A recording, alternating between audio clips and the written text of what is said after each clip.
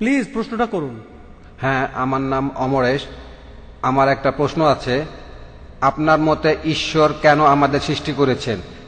ঈশ্বর কি আমাদের এই পৃথিবীতে পরীক্ষার জন্য পাঠিয়েছেন, যাতে করে তিনি বিচার করতে পারেন বেহেশতে যাব না দোজখে? ভাই, আপনি প্রশ্ন করলেন ঈশ্বর আমাদের বানালেন কেন।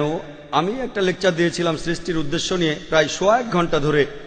ঈশ্বর আমাদের তৈরি করেছেন, তার একটা কারণ হলো পরীক্ষা, পরকালের জন্য। পরকালের জন্য পবিত্র কোরআনে সূরা মুলকে 2 নম্বর আয়াতে উল্লেখ করা আছে, আল্লাযী খালাকাল মাউতা ওয়াল হায়াতা। তিনি সৃষ্টি করেছেন মৃত্যু আর জীবন তোমাদের পরীক্ষার জন্য, তোমাদের মধ্যে কে উত্তম। আর এছাড়াও তার এই সৃষ্টির বিশেষত্ব হলো তিনি মানুষ তৈরি করেছেন যার নিজের ইচ্ছা আছে। আমরা মহান ঈশ্বরকে মানতে পারি অথবা অবাধ্যও হতে পারি, আমাদের নিজস্ব কিছু ইচ্ছা আছে।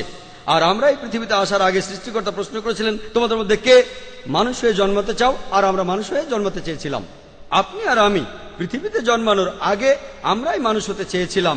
আর সেজন্য সর্বশক্তিমান ঈশ্বর আমাদের কিছু ইচ্ছা শক্তি দিয়েছেন। এখন এই ইচ্ছা শক্তির কারণে আমরা ঈশ্বরকে মানতে পারি, আবার অবাধ্যও হতে পারি। ঈশ্বরকে মানলে বেহেশতে যাব, আর অবাধ্য হলে যেতে পারবো না। তাহলে এই জীবনটা পরকালের জন্য পরীক্ষা।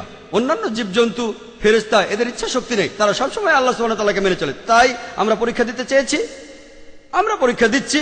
এখন পরীক্ষা দিচ্ছি, এই পরীক্ষার উপর ভিত্তি করে আমরা আমাদের পুরস্কার বা শাস্তি পাবো।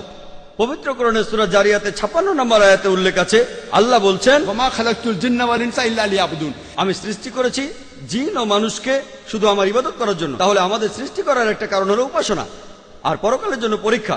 আমরা ইবাদত না করলেও আল্লাহ সুবহানাহু ওয়া তাআলার কিছু যাবে আসবে না। তার ইবাদত করেন বা না করেন, তারপরও তিনি মহান। এতে তার কোনো উপকার হবে না, কোনো ক্ষতিও হবে না। আমরা সবাই পরীক্ষা দিচ্ছি, আমাদের ভালোর জন্য চেয়েছিলাম। যেমন আমি মেডিকেল পরীক্ষায় পাশ করতে চেয়েছিলাম, আমি চেয়েছিলাম, তখন আমাদের টিচার আমাদের পরীক্ষা নিলেন, আমি সেই পরীক্ষায় পাশ করলাম।